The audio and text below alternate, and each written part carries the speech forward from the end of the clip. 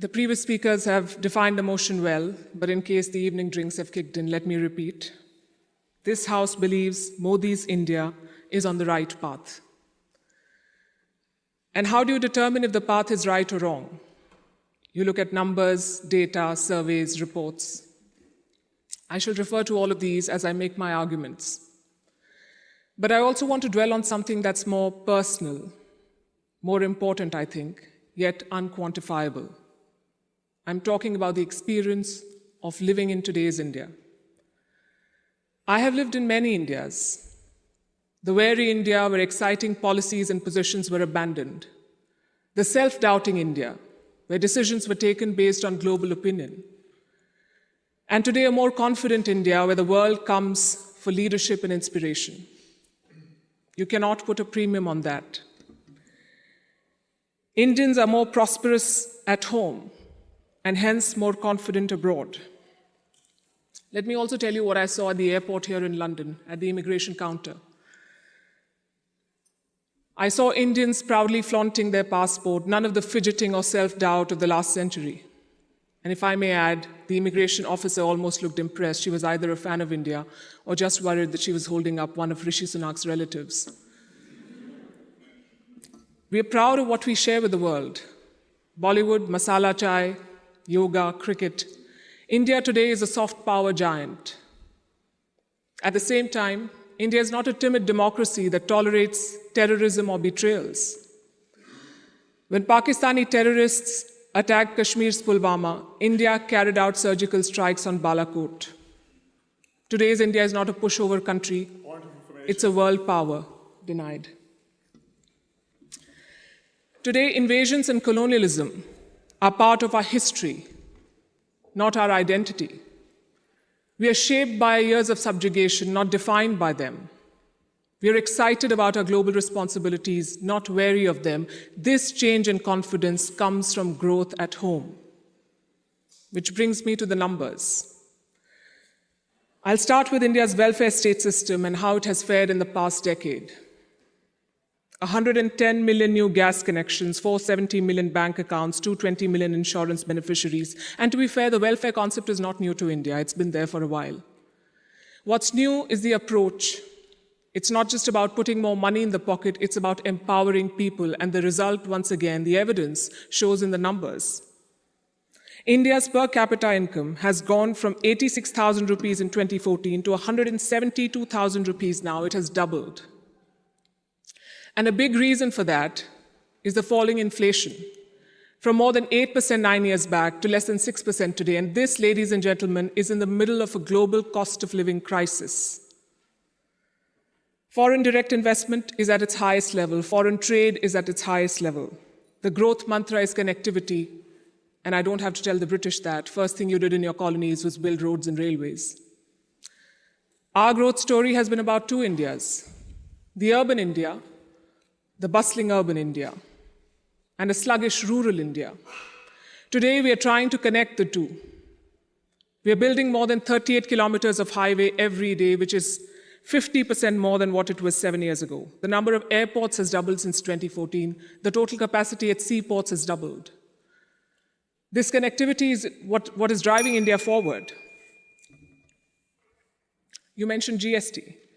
Our constitution calls India a union of all states, which is a great tribute to our diversity. But it also meant 28 different state economies, different taxes, different trade practices. This government tried to unify it to create a single Indian market. It took time, but the result is this today. Tax collection is at its highest ever. The number of taxpayers has doubled since 2017. I have a lot of data I could go on, but you get the drift. So now I'm going to talk about India's global position. Because your path is also about your role in the world. Are you a troublemaker or a consensus builder? I think there is no doubt as to where India stands. India is a member of the Quad and the SCO. India is invited to the G7, but is also a member of the BRICS. India rubs shoulders with the West, but also leads the global South. Which other country can claim to juggle these roles? And how does India do it? Because we are not trying to play an outsized role in the world, we are trying to play the right role.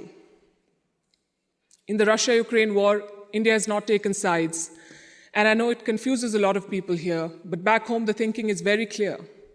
It is not in our national interest to pick sides and make things worse. India has excellent relations with Russia and the West, and we want to preserve that. It's like when your two good friends fight. Do you pick sides and make things worse?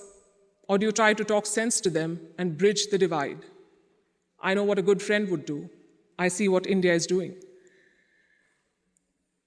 India has always been, or always tried, to be a part of the solution, not the problem. Look at our neighborhood policy. When Sri Lanka was sinking, India provided assistance worth $4 billion, no strings attached, no grudges held, for Colombo's proximity with China. A lot of people say that India is losing control of South Asia. I say South Asia was never India's to control. New Delhi is building relations based on mutual respect and equality, and the results show beyond government interactions. Countries like Nepal and Bhutan are using India's online payment systems. Students from the neighborhood come to India for training, grants, and scholarships. This government has aced what we call Buddhist diplomacy. It is leveraging India's position as a cradle of Buddhism. All these initiatives have made India popular. The world stands with us against Chinese expansionism. The global South looks up to us for leadership. The global North looks up to us for partnership. I think that's the hallmark of great diplomacy and statecraft, when you're loved and respected in all quarters. More importantly, when you're trusted in all quarters. India repaid that trust during the COVID-19 pandemic. When the world forgot about morals and globalization, India sent 24 crore vaccines to 100 countries. And you saw the result of that in Papua New Guinea. When Prime Minister Modi landed there, their Prime Minister touched his feet. This was not a personal gesture to a leader. This was a vote of thanks to the entire country. Let's talk about domestic affairs. Kashmir was brought up. This government abrogated Article 370. Today, Kashmir's economy is doing much better. 1.8 crore tourists visited the valley in the last year. That's the highest ever in Indian history, 1.8 crore. Kashmir is getting its first ever foreign direct investment, and that too from a company in the UAE. But since this is Kashmir, let's not limit ourselves to finances. Let's talk about security. Terror attacks in the valley have almost halved in the last few years. The numbers are staring in your face. Security is better, economy is better, Kashmir is better. Plus, we have corrected a historical wrong imposed on India. Let me also address something else that was raised by the opposite side, and that is religious intolerance. It's easy to quote anecdotal evidence and paint an entire country as intolerant. But random elements and sporadic incidents do not speak for India or its leadership or its government. Only policies do, and I'll tell you about those policies. More Muslim students got scholarships in Modi's first term than the previous government. I'm talking about 2 million more Muslim students. If the idea was to marginalize them, why give them more scholarships? Look at the government's Hajj policy. Prime Minister Modi held personal talks with the Saudi regime to increase India's Hajj quota. In 2014, it was 136,000. By 2019, it was more than 200,000. Again, if the idea was to marginalize Muslims, why increase the Hajj quota? This government abolished triple talaq. Would you call it reform or repression? Let me also tell you what a Pew study found in 2021. It runs counter to every argument that will be made here tonight. It found that 89% of all Muslims and Christians in India say they're free to practice their religion. I'll repeat, 89% of all surveyed Muslims and Christians, but no, let's build on perceptions and anecdotes, not on facts. I would also point you to all the social schemes, the bank accounts, the gas connections, the insurance policies. They're available to all citizens of all religions. Does that mean India cannot do better? Absolutely not. Even one incident of marginalization is one too many, but how would you judge an entire country's path? In fact, it struck me when I was invited for this event, why would Oxford University be interested in debating the path of Modi's India? Because India has defied Western predictions. It's the world's largest democracy charting its own course.